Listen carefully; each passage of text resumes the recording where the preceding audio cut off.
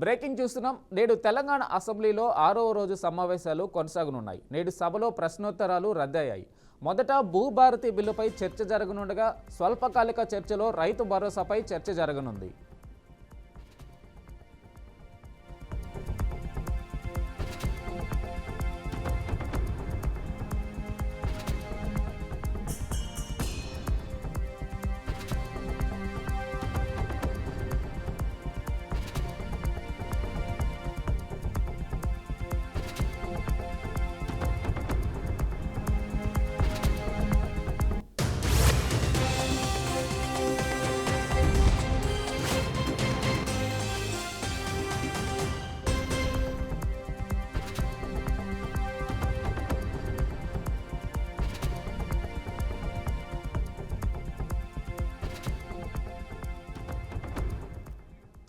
Okay, దీనిపై మరింత సమాచారం మహేందర్ రెడ్డిని అడిగి తెలుసుకుందాం. మహేందర్ రెడ్డి చెప్పండి.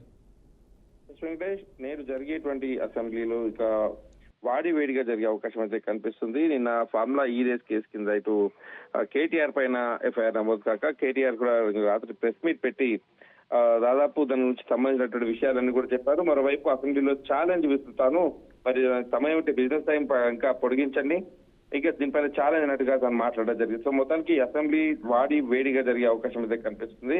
కానీ నేడు చివరి రోజుగా కూడా అసెంబ్లీ పొడిగిస్తున్నారు. అయితే బీఆర్ఎస్ మాత్రం ఇంకా అసెంబ్లీ పొడిగించాలి, ఇంకా బిజినెస్ సంబంధించినటువంటి విషయాలు మాట్లాడాలి, అలాగే ఆరోపిస్తున్నటువంటి ఆరోపణలు ఏదైతే బీఆర్ఎస్ పైన ఆరోపిస్తుందో ప్రభుత్వం, దానిపైన అన్నిటిపైన కూడా ఖచ్చితంగా మేము సమాధానం చెప్తాము. ఔటర్ రింగ్ రోడ్ పైన కానీ అన్నిటిపైన ప్రభుత్వం చిత్తశుద్ధితే ఫార్ములా ఈ కార్యక్రమ అంశంపై జరుగుతున్న అసెంబ్లీ సమావేశాలు చర్చ పెట్టాలని కేటీఆర్ డిమాండ్ చేయడం జరిగింది. మరి ఫార్ములా ఈ రేస్ పై అన్ని వాస్తవాలు ప్రజలకు విలేజెస్ సిద్ధంగా ఉన్నట్టు చెప్పడం జరిగింది. అలాగే ఔటర్ రింగ్ రోడ్ వ్యవహారంలో జరిగిన అవకతవకలు దాదాపు అది కూడా రాష్ట్ర ఒక సంచలనంగా మారింది. దాంట్లో 1000 కోట్లు ఇప్పటికే మారాయి. దాంట్లో అంతా కూడా అన్నట్టు ముఖ్యమంత్రి రేవంత్ రెడ్డి ఆరోపించడం జరిగింది.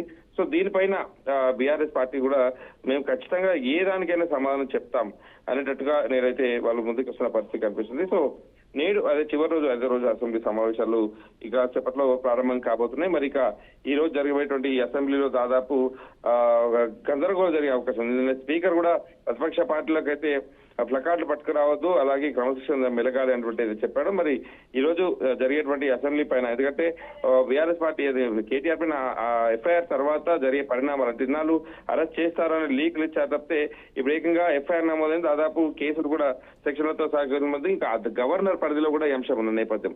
సో మొత్తానికి జరగబోయేటువంటి అసెంబ్లీ సమావేశాల్లో మాత్రం భారీ వేదిగా చర్చలు జరిగే అవకాశం ఉంది.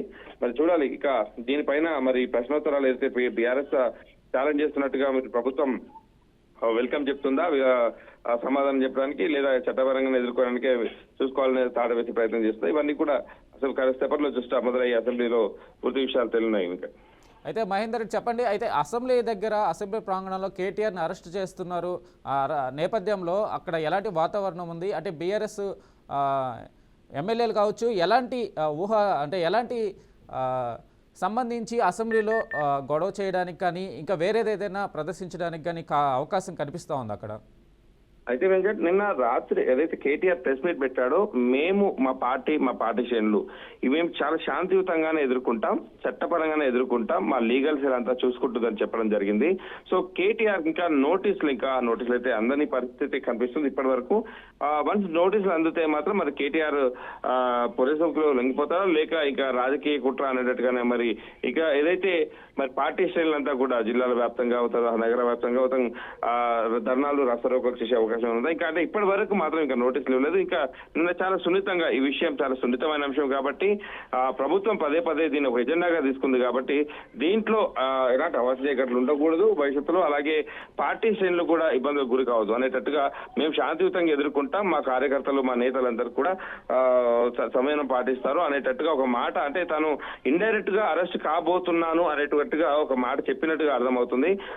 మా దాదాపు అయితే ఈ పబ్లిక్ డొమైన్ లో లేని ఏవైతే ఈరేస్ సంబంధించినటువంటి ఈరేస్ వ్యవస్థాపకులు కావచ్చు, ఆ సంస్థలో ఉన్నటువంటి సీఈఓలు కావచ్చు, దాంట్లో ఫైనాన్షియర్స్ కావచ్చు, దాంట్లో జరిగిన లావాదేవీలకు సంబంధించినటువంటి విషయాలు కూడా నా ప్రెస్ ముందు వెల్లడించడం జరిగింది. మరి ప్రభుత్వం అదే ఒక ప్రతిపక్ష నేత, అందులోనూ మాజీ మంత్రిగా కొనసాగినటువంటి వ్యక్తి, ఒక పార్టీకి వర్కింగ్ ప్రెసిడెంట్ ఉన్న వ్యక్తిని అరెస్ట్ చేయాలంటే కేటీఆర్ చెప్పినంత సున్నితంగా, ఈజీగా, దీంట్లో ఏమీ లేదు అంత డొల్లా అన్నట్టు ఏదైతే సింపుల్ గా చెప్పాడో 3 ముక్కల్లో, అంత ఈజీ అన్నట్టు విషయాన్ని మరి ప్రభుత్వం కేసు వరకు ఎందుకు తీసుకొచ్చింది?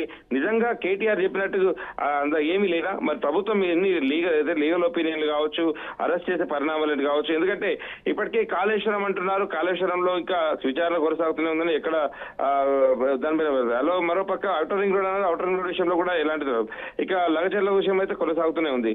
ఇప్పుడు కేటీఆర్ అరెస్ట్ అంటున్నారు అంటే పదే పదే ప్రభుత్వం లీకులు ఇస్తుంది, వెనకడుగేస్తుంది. మరి దీంతో ప్రభుత్వ ప్రతిష్ట కూడా దెబ్బతినే అవకాశం ఉంటుంది. కాబట్టి దీన్ని చాలా సీరియస్ గా తీసుకున్నారు. ఎందుకంటే ప్రభుత్వం ఇంత మేర అవినీతి జరిగింది అనేటువంటి విషయాలు చెప్పడం జరిగింది. మరి కేటీఆర్ మాత్రం సాక్ష్యాలతో సహా ఇట్లా ఏమీ లేదు, పూర్తిగా ఆ ఆధారాలతో సహా మేము ఇచ్చినప్పుడు 56 కోట్లు ఏదైతే మాకు విచక్షణ అధికారులు ఉంటాయి అన్నాడు చెప్పారు. మరి ప్రభుత్వం మాత్రం అంత అనాలోచితంగా చేయలేదు. ఖచ్చితంగా దీనిపైన చర్యలు అయితే పెద్ద ఎత్తున ఉండే అవకాశం అయితే కనిపిస్తుంది. Okay, right. Thank you Mahender.